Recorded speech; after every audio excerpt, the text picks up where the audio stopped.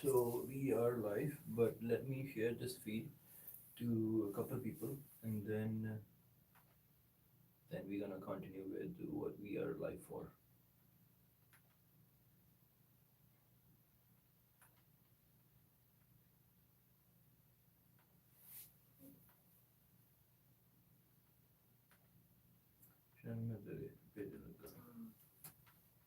What's up there?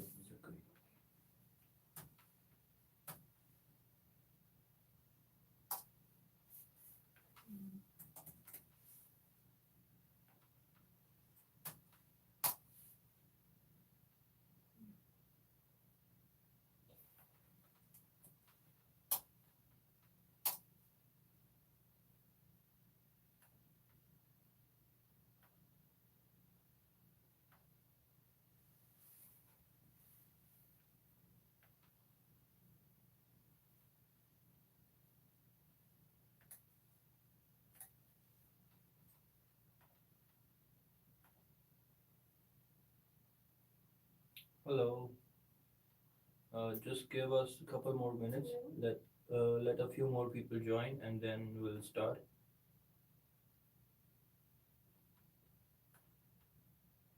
Okay, so 6 people.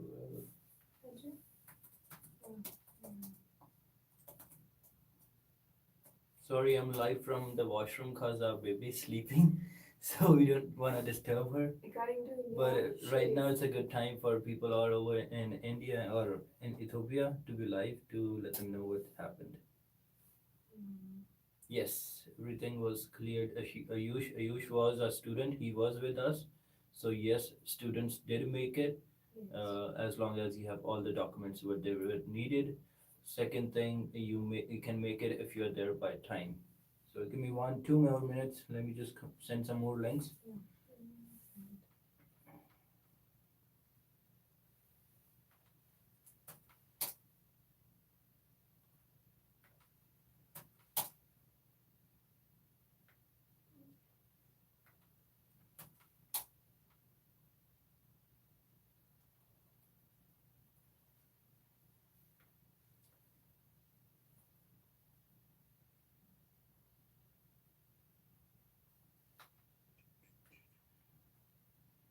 And if you guys have any questions, just type in.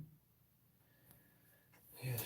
Did you see any immediate family on visitor visa uh, having issues with voting? No, rather just WhatsApp people who needed to see. Not really. There was extended family co-PR, but apparently he didn't make it just because his co-PR was self. So he applied for his self co-PR, and just to come to probably to Canada, he made the extended family documents too. So there were two conflicts. Like his PR was self, but his reason to come to Canada was extended family. So they probably denied him just because of that. Now, according to CIC, you can make it to Canada if it's your immediate family. The only thing is, I saw someone. Why I'm saying this is because I saw someone from Ethiopia at the airport, some Ethiopian person. She was on visitor visa. She was coming with her daughter, which was about 5, 6 years old, and the daughter was citizen, and she was on visitor visa. So they did took a time for her at the airport here in Toronto to ask all the documents, ask where her daughter was born, where she plans to stay, how long she plans to stay, if she has a return ticket. So I think if in your case it would be better if you have a return ticket after 30 days or 40 days, 2 months, just to prove them that you're a visitor visa, you'll go back kind of thing. And obviously after that you can extend your ticket or change your tickets.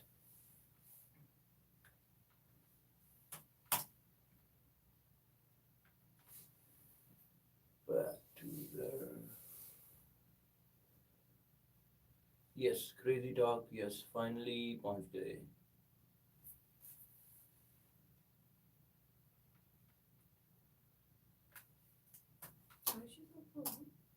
Mhm, with me here.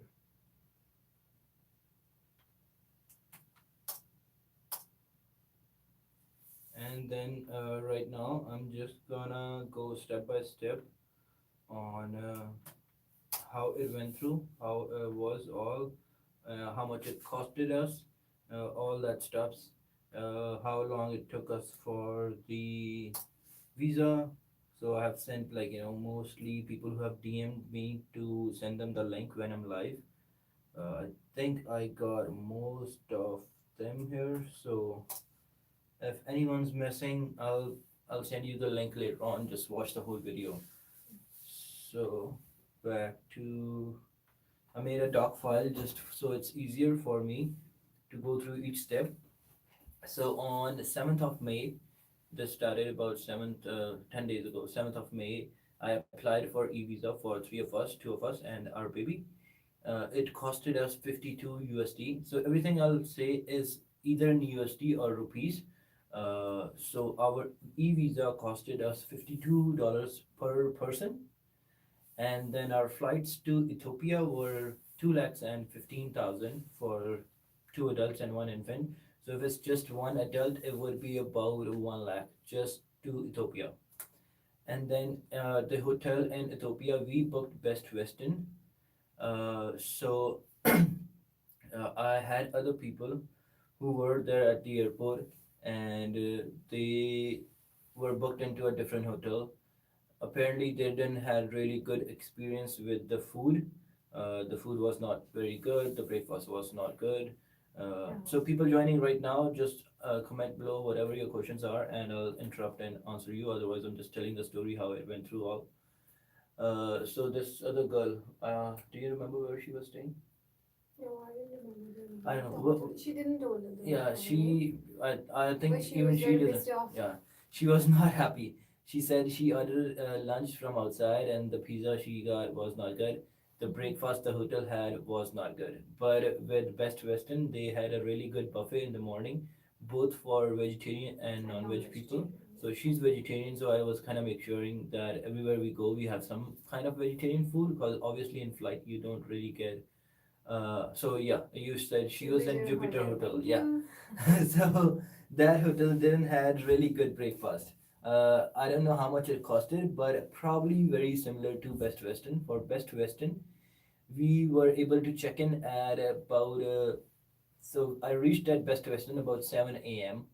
and There was a problem about it. yeah, they You can't didn't check in. they didn't let us Sorry. first check in, but then they said, okay, leave your luggage here, and if you wanna, we told them we were going to get the test done. So they said, okay, by the time you go and get your test done, we'll make a room ready for you.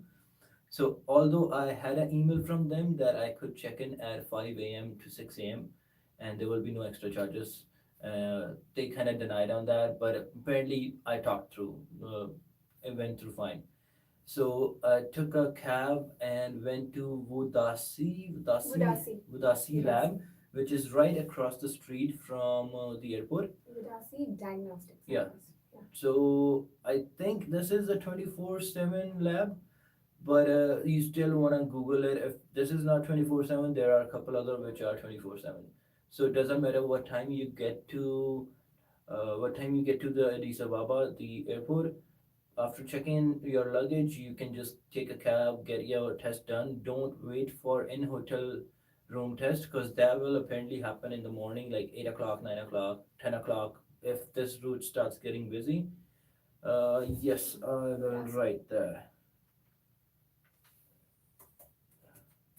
Triple X. Diagnostic.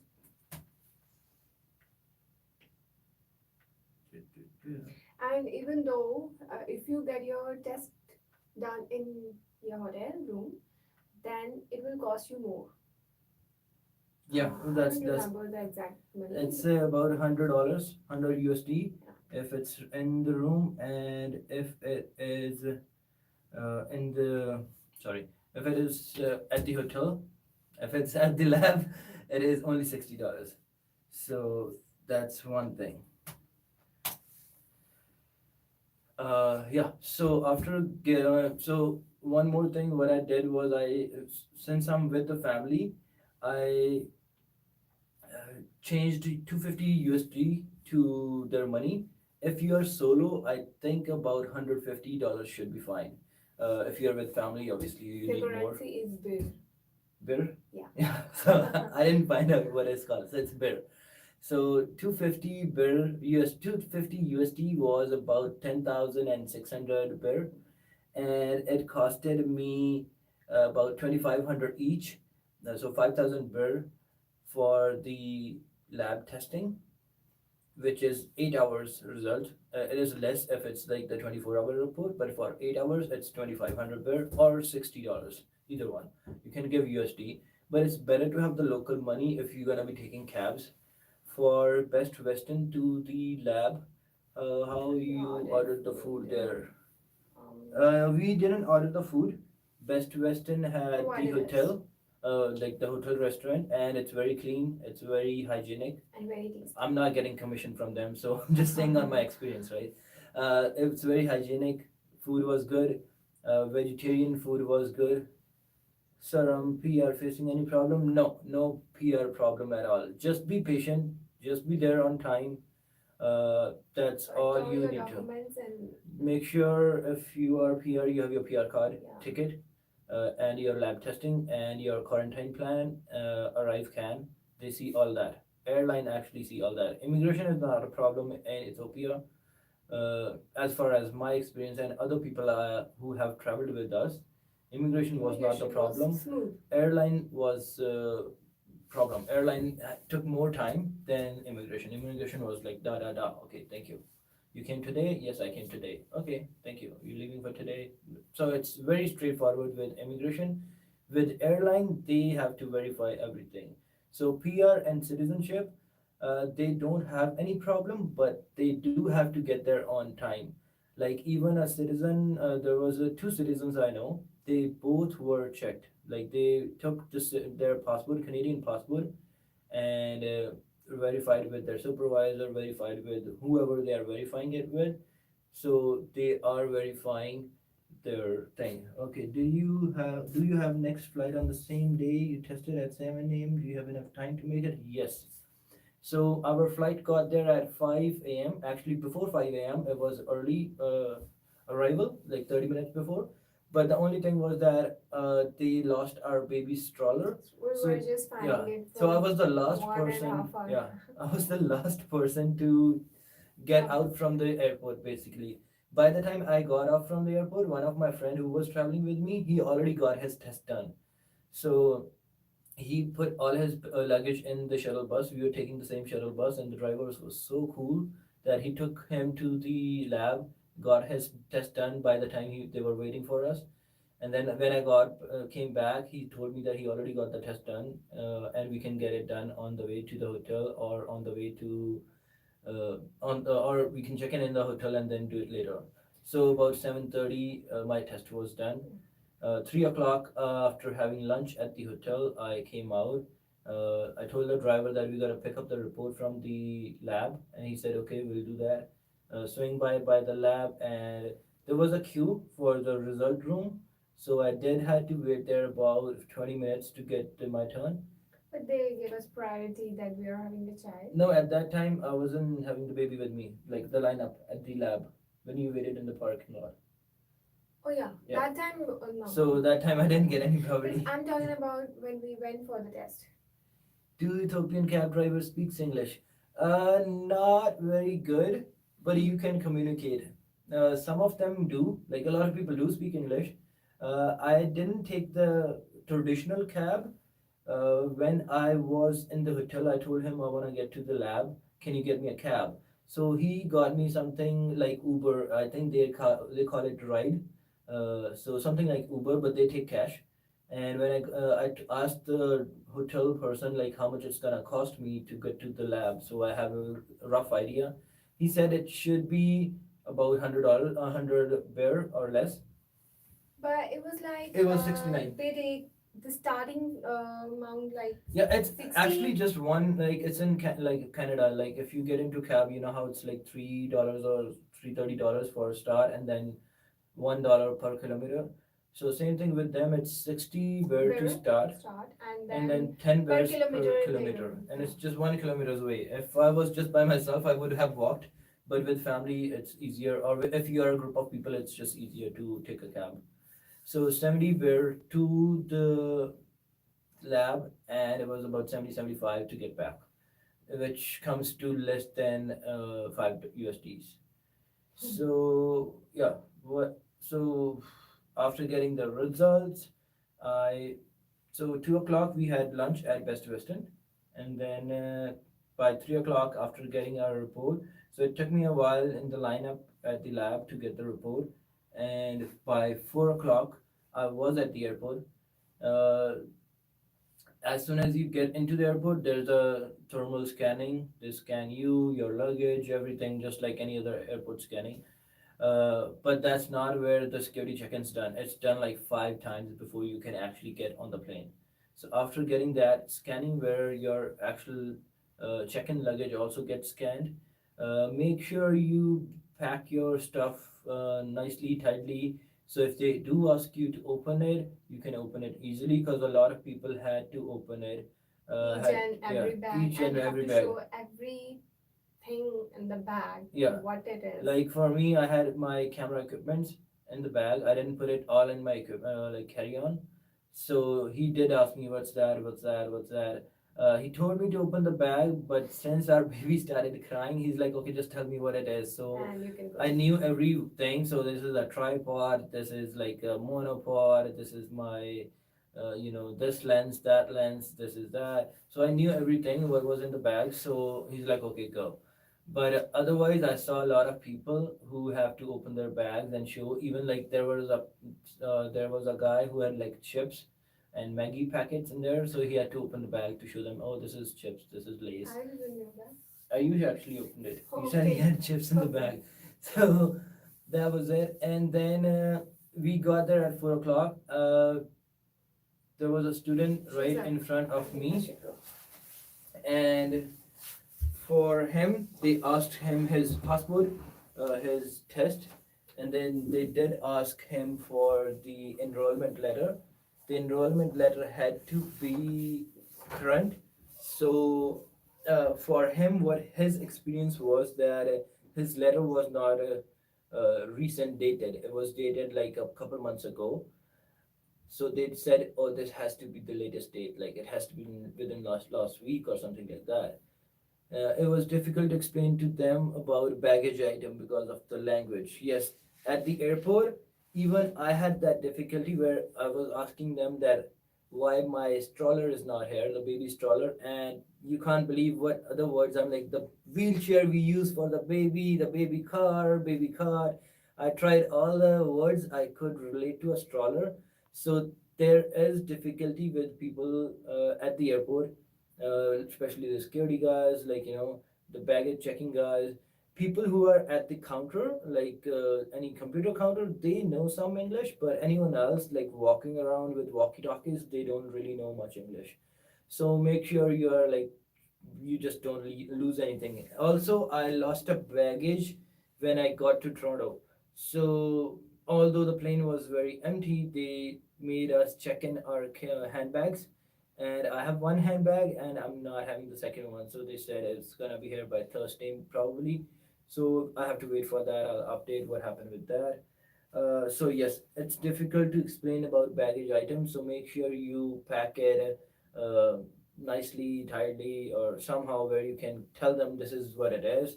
Don't package anything which would be hard for you to explain. Uh, Also, I heard from someone.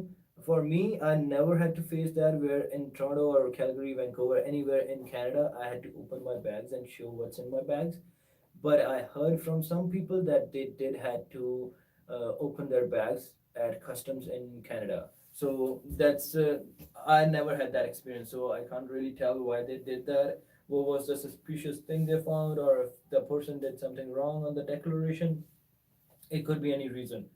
Now, at the Ethiopian airport, so the main concern is getting through the Ethiopian airport. Delhi airport is not a big issue as long as you have your return ticket, your hotel booking, your e-visa, that's must. Everything should be good at Delhi airport. Delhi airport does have a long queue up. Uh, It's just normal. A queue line big enough for Delhi is not anything unusual. It's just normal. Delhi is a big city. There's so many flights going in and out, even during this lockdown. So it was just like normal lineup, big lineup. Uh, Although it was taking longer because some people, like someone, let's say, went to the counter for the airline and he didn't have the return ticket, they would tell him to book one right away. I know a lot of guys who came with us, they didn't have the ticket, so they do have to buy a ticket right away. There was this one guy who told his brother or sister, someone, or mom to get him a ticket, and then they wanted to see all the authorization forms and a bunch of other documents. They wanted the person who booked the ticket to print it, sign it, and scan it and send it back. So it would be much easier if you use your own card. I booked my ticket with my own card and I booked in well in advance. So I had a digital copy on my phone. When I told them, here it is, this, so they were fine. For Yush, his ticket actually said with a pen written check return ticket. So for me, it was very fine. They just saw the digital copy once and they're like, okay, you have it, good. They didn't even check the return, like the confirmed, or typed in the ticket number to confirm if it's confirmed or just a hold. Nothing with me. But for a student, Ayush, he was having that thing where they checked multiple times for his return tickets. Handbags, and where were you able to carry the two pieces in the handbag laptop? Where you able to, okay, I think that's were, not where. Were you able to carry two pieces in hand? Yes, I did. Had one like the 7 kilo handbag, and then I had my camera bag. For my wife, she had a handbag, and instead of a laptop bag, we only had a baby diaper bag. We could have a laptop bag and a diaper bag, that's allowed. But just because we were already having so much luggage, we tried to not have so much on carry on. But yeah, you can have a handbag up to 7 kilos.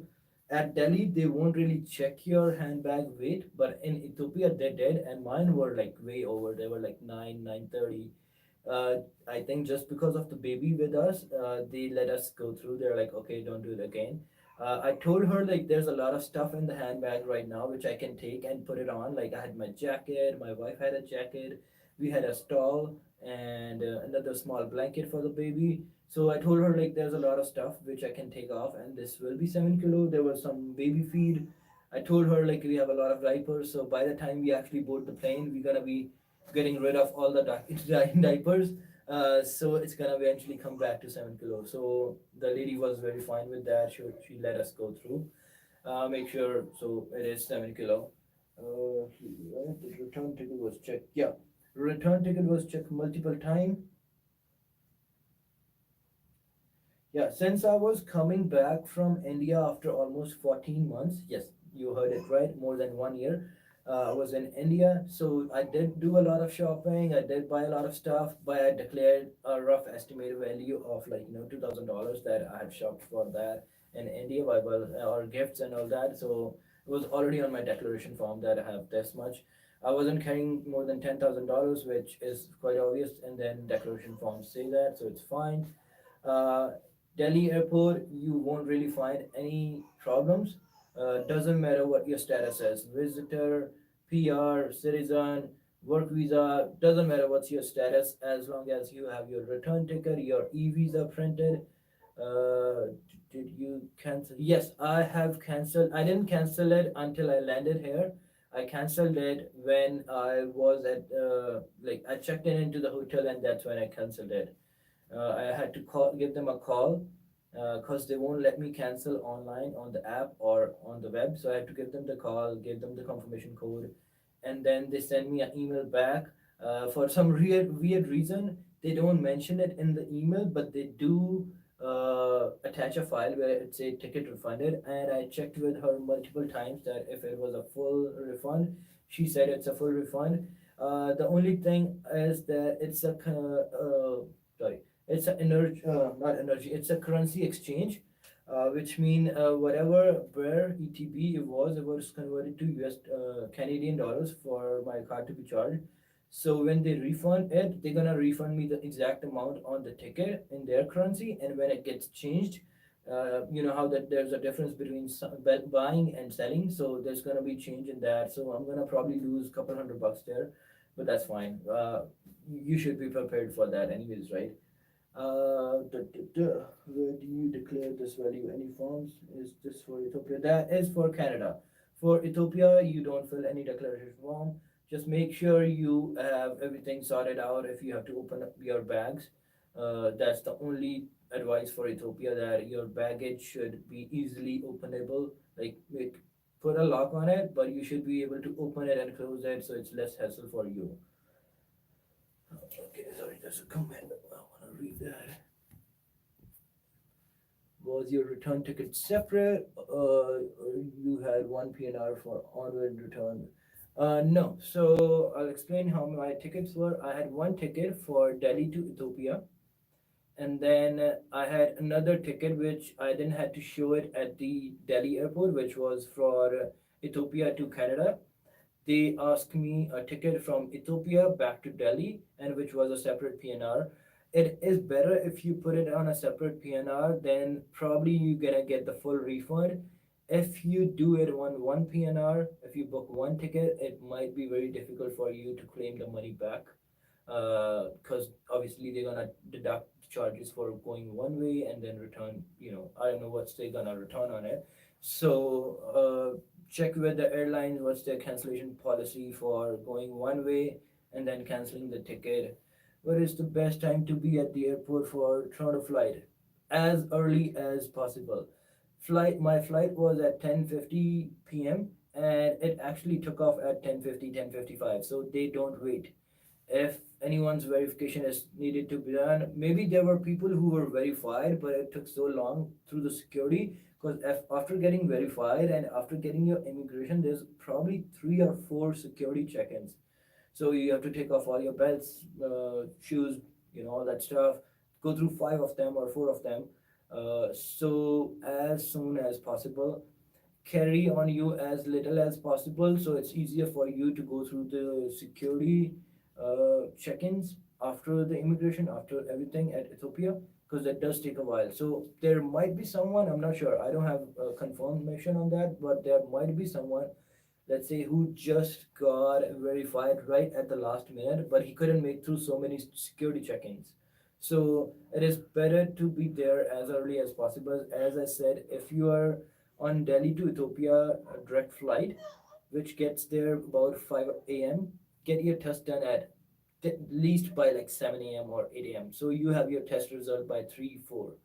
Now, when you are at the center, you can also tell them to deliver your test results to the hotel. Get a confirmation if they're gonna do that. Because what happened with me, I didn't tell them that get my test results delivered to the hotel, but my friend he did. So his test got delivered to the hotel. I checked with the hotel, mine was not there, and then I'm like, oh, actually, I never really told them to deliver it. I did have to write the address where I was staying in Ethiopia, but I never told them to deliver it to the hotel. So I went there, wait in the line, and just show them the ticket number. They give us a ticket number. This is your ticket number when you come back for your COVID results. Okay, give me one second. Were you part of the flight group who ran into a shoe yesterday? If you were there, can you tell me what really happened? So yes, I was. Did the seat attendant center call you and you? No, they didn't call us. So don't expect a call. Just I was there uh, after 8.5 hours. They said the report could be ready between 6 and 8. So I mean, you can go to the lab center, diagnose center, and ask them after 6 hours. If it's not there, just wait there, check after like 1 more hour, or just go there after 8 hours and it is ready for sure. That's what they say, that after 8 hours it's ready. Oh, I'm gonna go through the expense. I have written all down, so I will go through that. Just before that, let me get another question. What time you were there? So I was there at 4 o'clock, 4 p.m. My flight was at 11 p.m. and everything for myself was probably done around 6 or 15 before 6 p.m. So in about 2 hours, like everything from boarding pass and everything. Uh, For the student I know, it was about maybe 9 o'clock. If Ayush, you're still there, just type what time you were able to get through your thing. I think it was 9 o'clock when he was able to get through. I waited there until like 7:30, and then I had to go through the immigration. Just it was so getting so crowded, and I was having a baby with me, and we can't put a mask on her. So I told him that I'm gonna go through the immigration and just be in a little open. So yes, do get there as soon as possible. Correct, nine. Yeah. So yeah, he was able to do that 9 o'clock. So 5, 6, 7, 8, 9, 5 hours just to get verified, and after that, security check-ins. What about the expense for the whole trip? Yes, Saab Bajwa, I'm getting on that. 1 second. Okay, so this is where the expense comes in. E-visa 52 USD per person. I'm gonna make it for one person, so it's easier for you. Are you a I'm a PR. My family was co-PR, immediate family, so no problem for that. Flight to Addis Ababa about 1 lakh. That's when I booked it. Flight to let me get a calculator here. 175 by 2. Flight from Addis Ababa to Toronto was about 90,000, and these are both rupees, so 1 lakh rupee and 90,000 rupee. For some reason, my Canadian card was not going through when I was booking these flights, so I used my Indian card for that. So this is Indian currency. I don't know how much it will. Just Google it. How much it's gonna be? 1 lakh rupees from Delhi to Ethiopia, and about 90,000 rupees from Ethiopia to Toronto. And then I chose to stay in Best Western Pearls, which is just about a 1 kilometer. So there are two Best Western. One is just right like 1 kilometer away. The other one is a little far. I can probably like look up their address. Their number ends with 919191, something like that. So the one which is closest to the airport, that's where I stayed. It was 81 USD. I checked in the hotel at 7 a.m.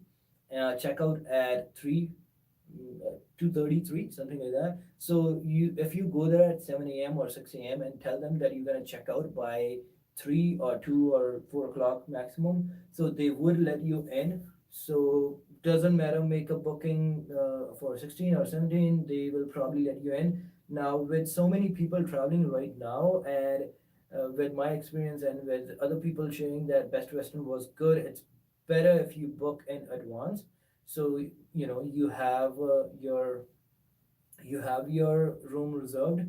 For me, it was reserved, and they did tell me that it's gonna be available. And then there was an issue. I shared that earlier in the live feed, so you can go back and listen to that. After that, for the cab from the hotel to the lab, it was 5 USD. So 70 were to go, 70 to come back. I gave him 100 each time, just some tip. So it was about 5 6 USDs. Then the lunch was very good. It was three of us having the lunch. We ordered a big meal. Like we actually have to give away to the street guys because we ordered so much. We didn't know the quantity was gonna be so much. We ordered veggie wraps and some veggie spaghetti, and it was very good. Delicious food. The breakfast buffet was already in the 81 USD for the hotel booking. Then for the test, it was 2,500 beer if you change it to the local currency. If not, then it's 60 USD. The hotel I'm quarantining at right now, it's the Sheridan Conference Center. This one costed me about 1,500 Canadian dollars. I had a lot of luggage, so I had to hire porters at the airport to take my luggage here and there. So from Delhi to all the way to Toronto, so three airports: Delhi Airport, Ethiopia Airport. I didn't hire at Ethiopia. I just tipped some guy 200 bear, so he took take care of my luggage. But I had one in Delhi and I had one in Toronto, so the total was about 60 USD. Now I have a next flight to Calgary. I haven't booked it yet. My wife already got her result for the arrival test. I'm waiting for mine. As soon as I have mine, I'm gonna book one, which might be about $500-600 each. Then since I was coming from Punjab to Delhi, so I took an Indo-Canadian, which was 2,500 rupees each. The COVID test for 8-hour report, it was about 900 rupees each. So that was the expense. I haven't totaled it, but it's a lot of money. I just don't want to total it and see how much I have already spent. I have for my booking from Ethiopia to Delhi, the return ticket, it costed me about $1,600, and they said they're gonna refund me even if I get, let's say, $1,400 back for each person. So it's that each one person $1,500, so Canadian. So the refund hasn't been issued yet. They said it's issued. It will take about 15 working days to be back in your card. Sorry, I just missed that comment. Who was that?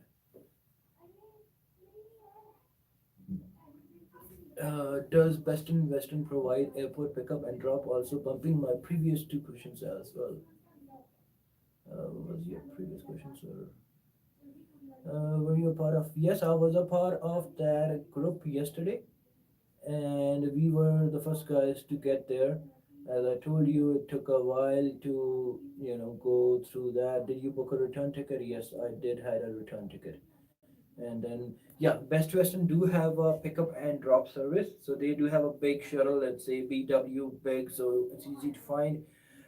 Make sure you have some clothing because it's always kind of raining weather there. Something like Vancouver, like it can pour anytime. If you have babies with you, make sure you have good clothing. So put it on before you get out of the airport. They do have shuttle service if you get there anyhow after or before, then ask inside the airport for the cab, and one of those guys will actually take you to the cab. Just tip him, like, if you want to, some 50 beer or something, and then that should be fine. At that time, I didn't have the local currency. I just gave him, like, 400 Indian rupees. I'm like, this should be good enough. So that's just something for your own personal thing.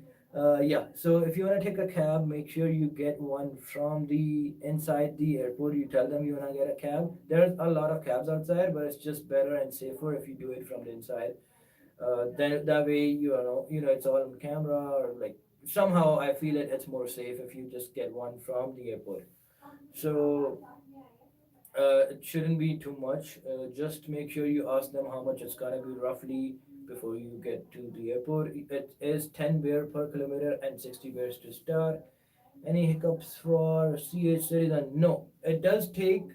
You does do have to get there on time. So don't think that if you're a Canadian citizen or PR, you can just go there as a regular boarding and get your things done. No, they still take some time, about 2 hours, and then other people. I would say estimated 2 hours to get verified at the counter for PR and citizens only. For students, work permit, or any other, it can take longer. Even for co-PR, immediate family co-PR, make sure you go there well in advance because they will need to verify. Make sure you have all your documents from your family, like the person who sponsored you. So that's very important for that. I think I have covered most of it. At Canada, once you arrive to Canada, it's very straightforward. Quickly, I will go through what's needed at Delhi and Delhi immigration. I already discussed. Tested positive in India a month ago. Do we need to quarantine, or can be exempt in Canada? Okay, so Vijay, when you have to board a flight from Ethiopia to Canada, you need to have a negative result from a lab from Ethiopia. 8 hour result should work fine. But when you get to Canada and when you go see the immigration guys there, you can tell them this is your current negative report from Ethiopia, and then you can tell them that you were positive in India, and uh, under the rule you are exempt. Now for that, make sure you have like not a handwritten, like I was positive in India, but I didn't had a printed, like a good report. My report was just handwritten. Like I went to the government hospital in India, got tested there, and they wrote it on a piece of paper my name and the SARS ID, and then said positive and quarantine. So I was very sure that this will be tossed away right away. So I didn't even take the chance of, like, asking them like if this can be done or not, because I wanted to stay at one of the Sheratons. uh, I don't want to miss the chance where I get here and then I wasn't able to book one and I have to stay at something else. So uh, and that's why I booked well in advance for the Sheridan as well and didn't try my exemption because I knew it will be tossed away. They won't be accepting any test which is handwritten only. They need one with the certified one with the ICMR lab. Better if it's a QR code. If it's not a QR code, that's fine. I heard that it needs to be before the 22nd of April, before the ban. If it's after the ban, you might have some problems. Now, as far as I know, I think it can be done if you have the valid report. Number one thing, you need to have a valid report, which doesn't have to be handwritten. There's a whole thing. If you go on CIC, travel, and then it does mention everything in detail that what kind of a report it needs to be, and all that stuff. So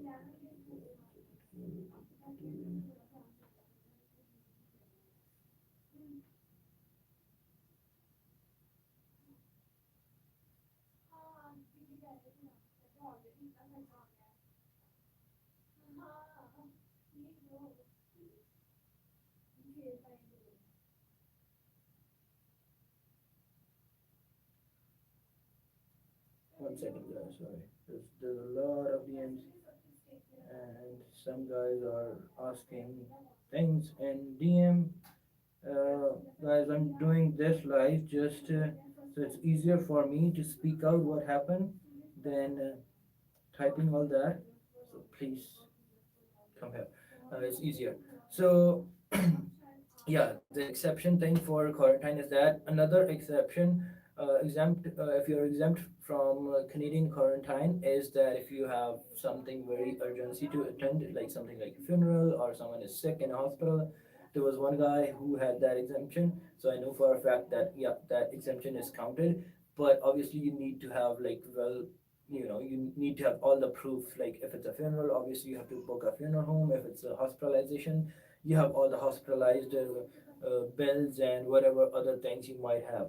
Now, for students, very important thing is that uh, you need to have a lot of documents, and those need to be dated current and latest.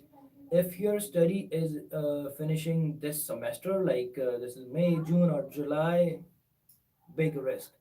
I know a guy for a fact that he was denied just because his study was finishing in June or July, like very soon, like literally next month. So they denied him boarding just because for that reason that your study is almost over. Now go back home, apply for a work permit, and then try to travel. There was open work permit guys. So their spouse was on student visa uh, in Canada, and they came on an open work permit. I'm not sure if they were traveling, if all of them were first time travelers or some of them were like returning back to Canada. They do want to see a lot of documents like your spouse current enrollment, your spouse work, your work if you're returning, quarantine plan, if in fact if it's like needed and if you're not leaving after 15 days. For those guys it was even tougher than for students. I thought it would be easier, but they wanted to see more from them actually. So quick recap. I think I have gone through all of that. Quick recap will be I already said all the fee which gonna be, so it's gonna be a lot expensive than just taking a direct flight, which is quite obvious, and a lot hectic. You have to make sure now make sure you are actually negative, like you don't have any symptoms, and just be like extra careful. Even after getting a test done in India, you know how it's a 48 hours, so like for me, once I got my test done in India, from that time until I got here in the hotel, I haven't taken off my mask because I don't want to risk anything. So that's very important because you're getting tested so many times and you don't want to have a slim chance of getting the virus around your face or around your nose, so you get tested positive. So make sure like you're very careful for that. Quick recap with airlines in Delhi: passport, COVID test, e-visa, return ticket, purpose of travel. For me, I said I was getting a RT-PCR from Ethiopia and going to Canada. For students, they were some of them said that they are just going for leisure or going to meet a friend and then coming back. Since you have a return ticket, you don't really need to show them your onward tickets. Just hotel booking and passport return ticket, e-visa, that should be good enough. For Delhi immigration, you can. It's pretty much the same thing. For me, I told them passport, e-visa, return ticket, purpose of travel, I told them straightforward that I was going back home to Canada. Now with the law, I have to do a third country RT-PCR, so I chose Ethiopia to get my RT-PCR done. The immigration guy did ask me that if I had to quarantine in Ethiopia for 14 days. I told him no, I don't. Since I have a negative report from India, I don't have to quarantine in Ethiopia. He said, okay, da da da, stamp, stamp, stamp. After stamping, he went away from the counter for a couple minutes and then he came back, everything fine. Okay, now I boarded the flight and landed in Ethiopia. Get your bags, they get scanned all the time, so make sure your bags are clear and you can unzip and zip them quickly. 2500 ETB bear for one person to get tested. It's recommended, or I would recommend change at least about it's 150 US dollars to the local currency. That should be good enough for all the expenses. You're gonna actually have some spare with you at the end of the day. You can't exchange it in Ethiopia now. You have to go to bank. So I just brought it back, and I'm gonna go to a local bank once I'm done quarantining, give it there, and they're gonna put it deposit it in my bank account. So not a big deal. Hire a cab might be expensive, but worth it. If you can find the shuttle bus outside the airport, that's even better. Travel in groups, so at least find one other person who's traveling with you, then it's easier. Also be extra careful. There is like petty theft, not big crimes, but like stealing and all that. Like if you don't take care of your baggage, one bag is missing, that kind of stuff can happen. So not big crimes, but petty theft, what we call it, can happen. So that's about it. And so with me, I checked into the hotel, leave my bags there, get the test done right away. Get one done from the lab, which is close to the airport. That way, you can go to the airport and wait there, or like it's just. I thought it was easier if it's close to the airport, right? And then I came back after getting the RT-PCR. I came back to the hotel, had my buffet breakfast. It was very good. Vegetarian meal was good.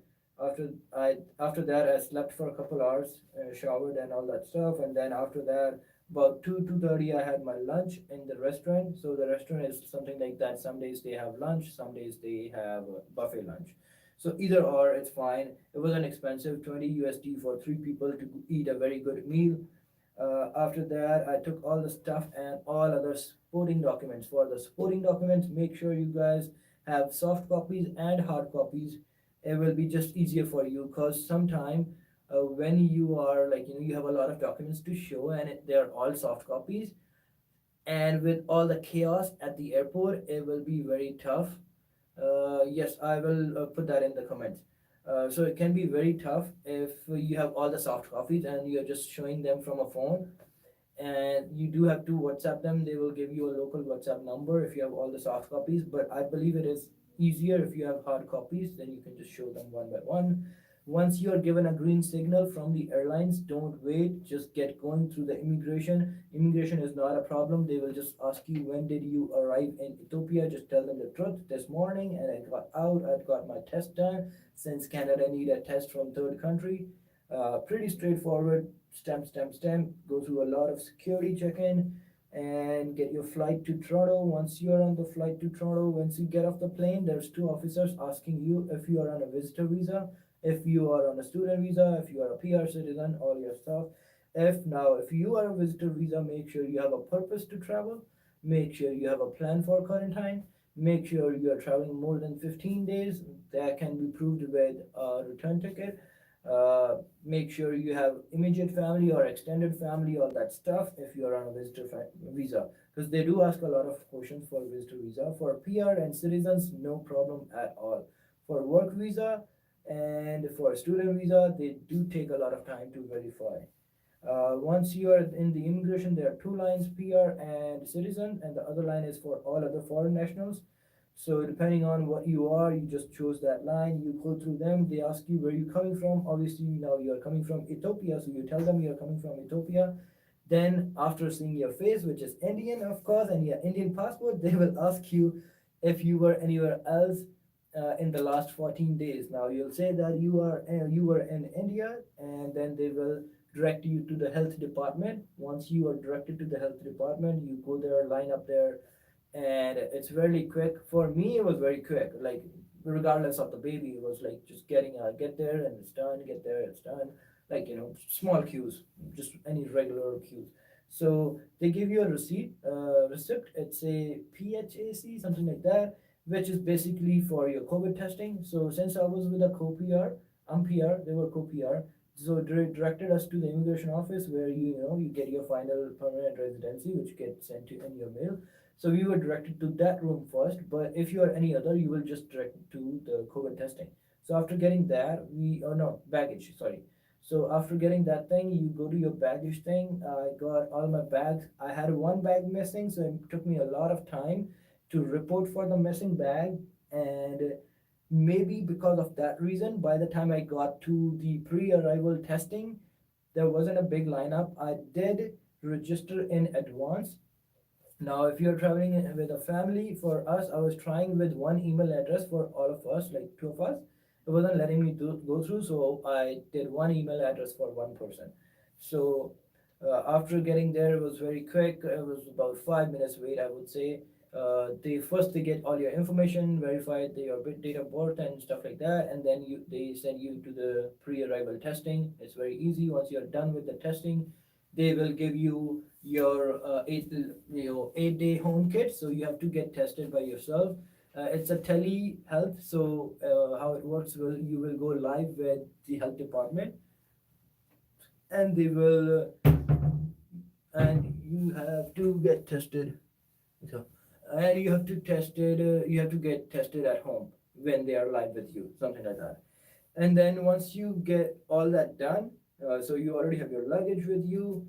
Now once you get that done, make sure you register it to Switch Portal Toronto. If you're coming to Toronto, then it's just easier because they will ask if you already registered for your pre-arrival, then there's a smaller queue. If you didn't, then there's a bigger queue. Because if it's the basic thing is your information is already on the system, so it's easier if you go and register on Switch Portal. Then they also give you a home kit. After that, you are in another lineup, which is basically the hotel shuttle lineup. So once you get in the lineup, there are people who are asking, okay, which hotel are you staying in, and they will verify that. And once your shuttle bus is outside, they will announce that this hotel shuttle bus is here. So everyone going to that hotel, you can go there. It's pretty straightforward. You get on the shuttle bus, come to the hotel.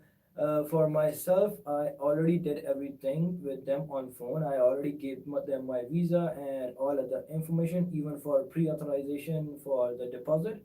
So when I got here, they only checked my passport, and I was good to go. They charged my card later on, so it was all done. So that way it's just easier. You don't have to hand out your cards all the time. So it's easier if you do all that stuff. Call the hotel, get them to have you fill the pre-authorization form for your visa so they can charge it. So that's about it. And now for the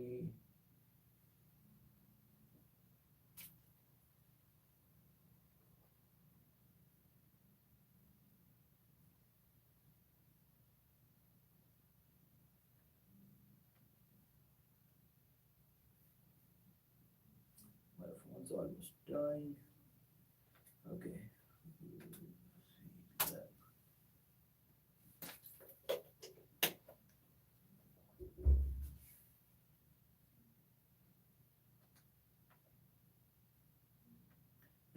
It does say 24/7, so I believe your lab would be open 24/7.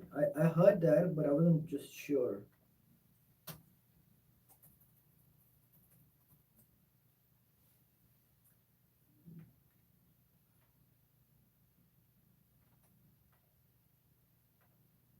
And it's very famous. You will basically see it just outside the hotel. Okay.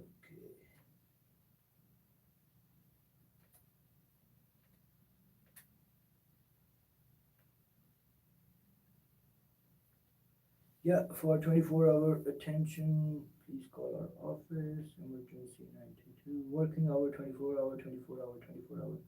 I'm pretty sure you should be able to get your test anytime. So someone was asking in DM if they can get the test at 3 a.m. I'm not sure which flight they're catching, but yes, you can get that done.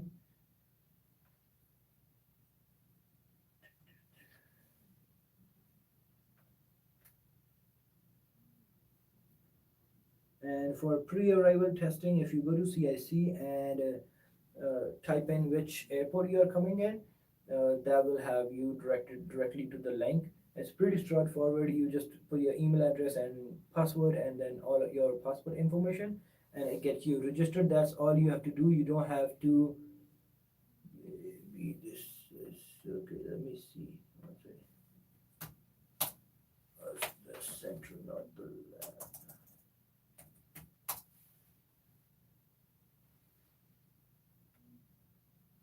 It can't be 9 kilometers. It's just across. So I want to see.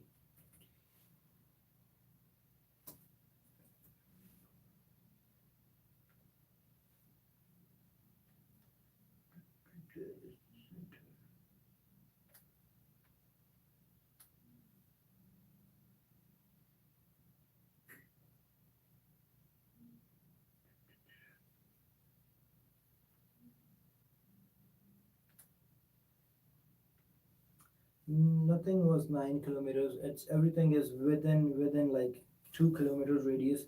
I haven't posted that video, but from Best Western you can actually see the runway.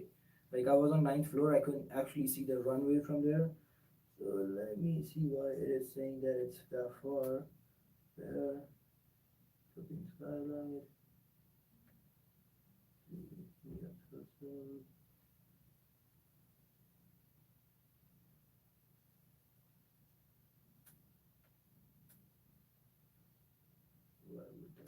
Maybe the Ethiopian Diagnostic Center is different than the lab, but in the photos, it's the one I'm talking about. Like the photos are right. It is the one I'm talking about. That's where we got tested, but it is definitely not 9 kilometers. It is very. Yeah, I know, Summit. For Google Map, it is saying even the phone number is right. Yeah, 10 10 10.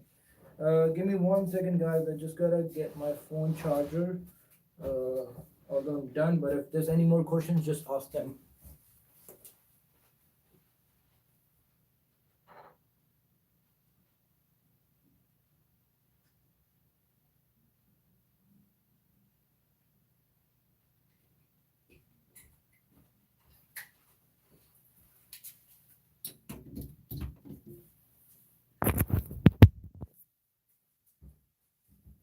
Okay, just another disclaimer my wife just told me. I'm not an immigration guy.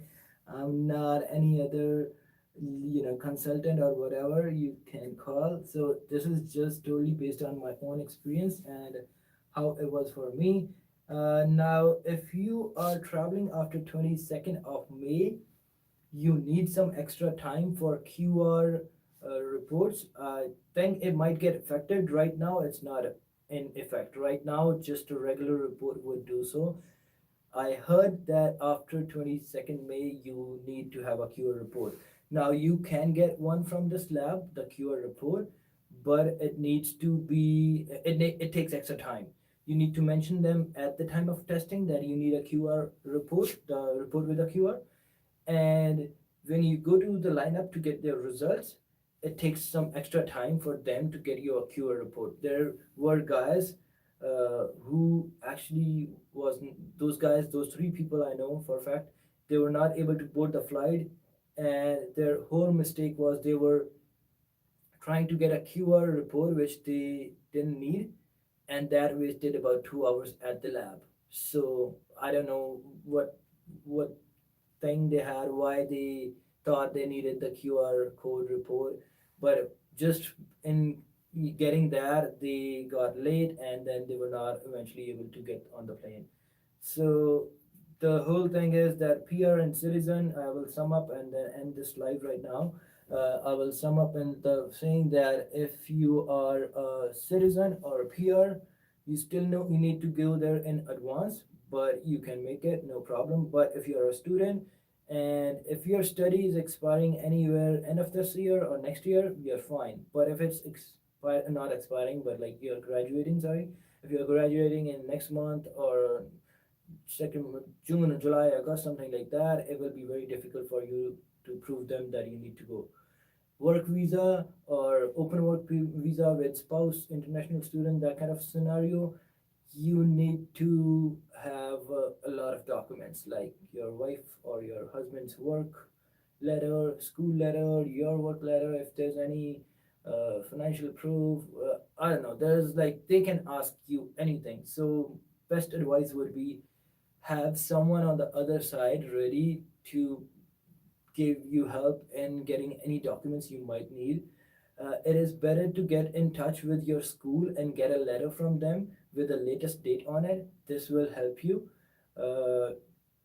because eventually one person had to do that where he had to email his school, his college. Sorry, I say school, his college, and ask them to send him a new current enrollment letter.